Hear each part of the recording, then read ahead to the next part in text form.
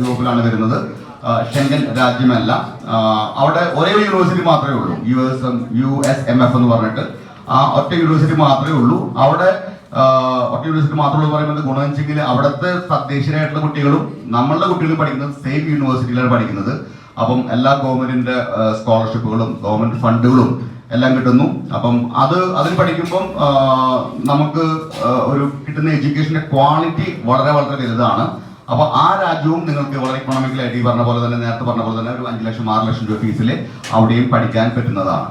പിന്നീട് പറയാവുന്ന രാജ്യം ഒരു ബോസ്നിയ എന്നൊരു രാജ്യമാണ്. നിങ്ങൾക്കൊക്കെ ചിലർക്കൊക്കെ കുറച്ചു കാലം മുമ്പത്തെ യുഗോസ്ലാവിയ എന്നൊക്കെ രാജ്യം ഉണ്ടാവും. യുഗോസ്ലാവിയയുടെ ഒരു ഭാഗം, യുഗോസ്ലാവിയ എന്നുള്ള രാജ്യം സ്പ്ലിറ്റ് ആയി പോയപ്പോൾ അതിലത്തെ ഒരു കഷ്ണമാണ് ഈ പറയുന്ന രാജ്യം ബോസ്നിയ ആൻഡ് ഹെർസഗോവിന എന്ന് പറഞ്ഞിട്ട്.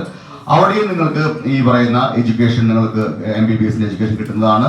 അവിടെയും ഫീസ് വളരെ കുറവാണ് കേട്ടോ. ഈ പറഞ്ഞ യൂറോപ്യൻ രാജ്യങ്ങളെ പോലെ വലിയ ഫീസൊന്നും കൊടുക്കണ്ട. എനിക്ക് ഏകദേശം ഒരു 4 ലക്ഷം രൂപ 5 ലക്ഷം രൂപ ഫീസ് ഒക്കെ ഉണ്ടെങ്കിൽ അവിടെ നിങ്ങൾക്ക് പഠിക്കാം. ഷെങ്കൻ സോൺ അല്ല എന്നുള്ള പ്രശ്നം മാത്രമേ ഉള്ളൂ, പക്ഷെ യൂറോപ്യൻ രാജ്യം തന്നെയാണ്.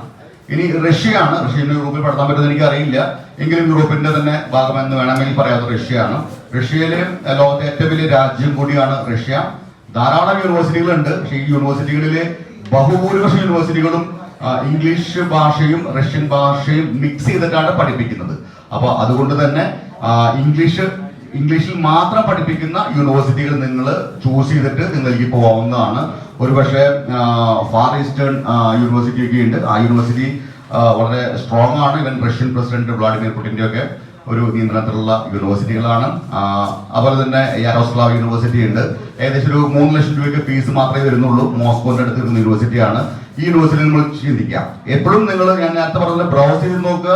യൂണിവേഴ്സിറ്റിയുടെ സൈറ്റിലും അതുപോലെ ഇന്ത്യൻ എംബസിയുടെ സൈറ്റിലും ബ്രൗസ് ചെയ്ത് നോക്കിയിട്ട് അവിടുത്തെ മീഡിയം ഓഫ് ഇൻസ്ട്രക്ഷൻ ഇംഗ്ലീഷ് തന്നെയല്ലേ എന്ന് വെരിഫൈ ചെയ്യണം.